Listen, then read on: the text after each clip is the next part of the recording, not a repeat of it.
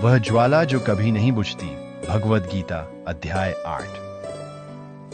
जैसे ही कुरुक्षेत्र के क्षितिज पर सूर्य ठहर गया, युद्ध भूमि पर लंबी छायाएं बिखेरते हुए अर्जुन का मन अस्तित्व के सबसे गहरे प्रश्नों की ओर मुड़ गया।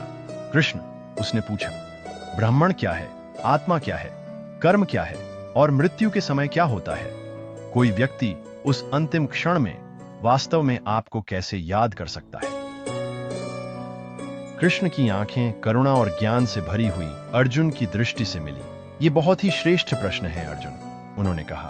मैं तुम्हें एक कहानी के माध्यम से उत्तर दूंगा जो यह प्रकट करती है कि आत्मा जीवन की सीमाओं से परे कैसे यात्रा करती है। ऋषि अरुणाच और मरणासन्न राजा की कहानी। बहुत समय पहले एक शांतिपूर्ण राज्य में विक्रांत नामक एक बुद्धिमान लेकिन वृद्ध राजा शासन करता था। अपने लोगों द्वारा प्रिय होने के बावजूद उसे एक ही डर सताता था, मृत्यु। उसने महान आर्षि अरुणाच को बुलवाया, जो अपनी शांतिपूर्ण बुद्धि के लिए प्रसिद्ध थे। आर्ष, विक्रांत ने कहा, मैंने कई राज्यों को जीत लिया है और न्यायपूर्वक शासन किया है। फिर भी जब मैं अपनी आंखें बंद करता हूं तो कांप उठता हूं। मुझे नहीं पता मृत्यु के पार क्या है। अगर सब कुछ यहीं समाप्त हो जाए तो। अरुणाच चुपचाप बैठे रहे, फिर बोले, महाराज, यदि आप सच में जानना चाहते हैं कि मृत्यु के पार क्या है तो मेरे साथ जंगल चलिए। अपना मुकुट यहीं छोड़ दीजिए, क्योंकि जिसे हम खोजने जा रहे हैं वह सोने के ऊपर नहीं पहना जा सकता। विक्रांत ने सहमति जताई और अपने अंतिम वर्षों को आध्यात्मिक ज्ञान के मार्ग को सीखने में बिताया। एक रात अरुणाच ने अपनी शिक्षा आरंभ की। 3 सत्य हैं, हे राजन, उन्होंने कहा। ब्राह्मण अविनाशी है, सर्वोच्च सत्य है जो अपरिवर्तनीय और शाश्वत है। आत्मा या अध्यात्म वह आत्मा है जो प्रत्येक प्राणी के भीतर निवास करती है, और कर्म वह क्रिया है जो आत्मा को जन्म और मृत्यु के चक्र से बांधती है। विक्रांत ने चौड़ी आंखों से सुना। मृत्यु का समय, ऋषि ने आगे कहा, सबसे पवित्र होता है। अंतिम क्षण में जो भी स्मरण करता है, आत्मा वही प्राप्त करती है। इसीलिए जीवन को स्मरण, समर्पण और शाश्वत पर ध्यान के साथ जीना चाहिए। राजा ने पूछा, और कोई उस अंतिम घड़ी के लिए कैसे तैयारी करता है? अरुणाच मुस्कुराए और बोले, योग, स्थिर भक्ति, अनुशासित मन और परम पर अडिग ध्यान के माध्यम से। युद्ध भूमि पर लौटते हुए कृष्ण ने अर्जुन से आगे कहा, मृत्यु के समय जो भी प्राणी जिसे स्मरण करता है वही वह बन जाता है। इसलिए मुझे सदा स्मरण करो, मेरा ध्यान करो और युद्ध करो। यदि तुम्हारा मन मुझ पर अडिग है, बिना किसी विचलन के, तो तुम निश्चित ही मेरे पास आओगे।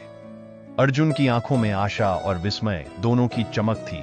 कृष्ण, परमात्मा किस रूप में होता है? उस आत्मा का क्या होता है जो मृत्यु के समय तुम्हें याद करता है?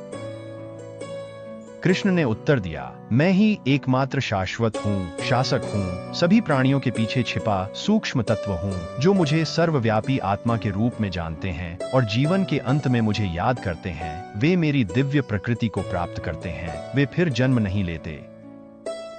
वे रुके, फिर आगे बोले, अपनी आंखें बंद करो और सुनो अर्जुन, मैं तुम्हें मार्ग बताऊंगा। प्रकाश का मार्ग और अंधकार का मार्ग, 2 शाश्वत मार्ग हैं, कृष्ण ने कहा। प्रकाश का मार्ग और अंधकार का मार्ग, एक मुक्ति की ओर ले जाता है, दूसरा पुनर्जन्म की ओर।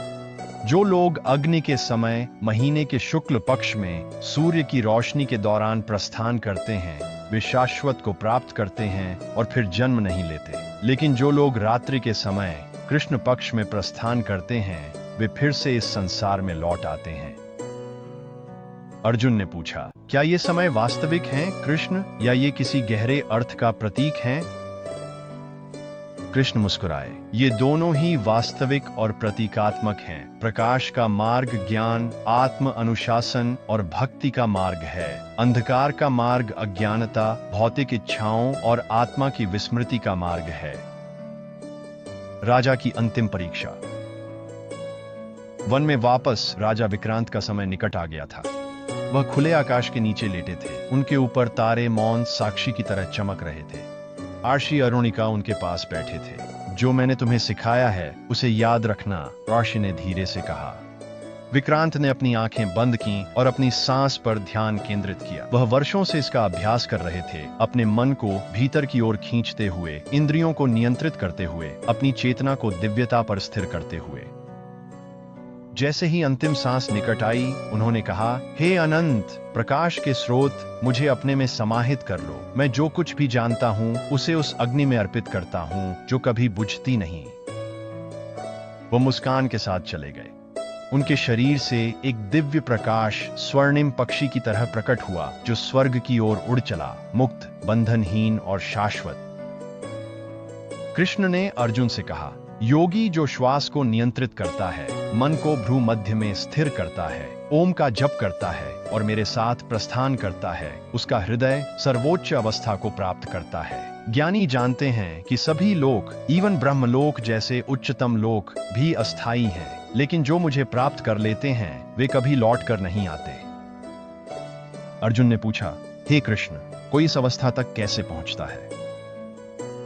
कृष्ण ने उत्तर दिया, अडिग भक्ति के माध्यम से, भक्ति द्वारा सभी कर्मों को मुझ में समर्पित करके, मुझे परमात्मा जानकर और निरंतर मेरा स्मरण करते हुए कोई मुझ तक पहुंचता है। यही परम लक्ष्य है जिसके आगे कोई वापसी नहीं है। सभी के भीतर जलती हुई ज्योति। दूर कहीं एक कुम्हार का बेटा तरुण नामक एक बालक आग के पास बैठा था। उसके पिता उसे राजाओं, ऋषियों और देवताओं की कहानियां सुनाते थे। पिताजी, उसने एक रात पूछा, क्या भगवान आकाश में बहुत दूर हैं? उसके पिता मुस्कुराए, नहीं मेरे बच्चे, भगवान अग्नि में हैं, सांस में हैं, हमारे नीचे की धरती में है। वह तुम में भी हैं और मुझ में भी। क्या मैं उन्हें पा सकता हूं? तरुण ने पूछा। हाँ, उसके पिता ने कहा, ईमानदारी से जियो, सबको प्रेम करो और उसे हमेशा याद रखो। अगर तुम ऐसा करोगे तो मृत्यु भी उसके पास जाने का एक द्वार बन जाएगी। तरुण मुस्कुराया और आग की लौ उसकी मासूम आंखों में झलक उठी, जैसे वह शाश्वत ज्योति का प्रतीक हो जिसके बारे में कृष्ण ने कहा था। निष्कर्ष, अक्षर ब्रह्म योग अर्थात अविनाशी ब्रह्म का योग शाश्वत आत्मा और मृत्यु के समय क्या होता है इसके बारे में बताता है। अष्टम अध्याय में कृष्ण आत्मा की यात्रा के परम सत्य को समझाते हैं। ब्रह्मण वह अविनाशी अपरिवर्तनीय सत्य है जो सबके पीछे है। अध्यात्म आत्मा है, वह आत्मा जो शाश्वत है। कर्म वह क्रिया है जो बंधन के कारण होती है। मृत्यु के क्षण में हम जो याद करते हैं वही हमें प्राप्त होता है। इसलिए जीवन भर ईश्वर का निरंतर स्मरण आवश्यक है। दो मार्ग हैं, एक मुक्ति और प्रकाश की ओर ले जाता है और दूसरा पुनर्जन्म और अंधकार की ओर। भक्ति, आत्मसंयम और ओम का ध्यान करके कोई परमात्मा में लीन हो सकता है। अंतिम लक्ष्य कृष्ण से एकत्व है, जिसके बाद सांसारिक दुखों में फिर लौटना नहीं पड़ता।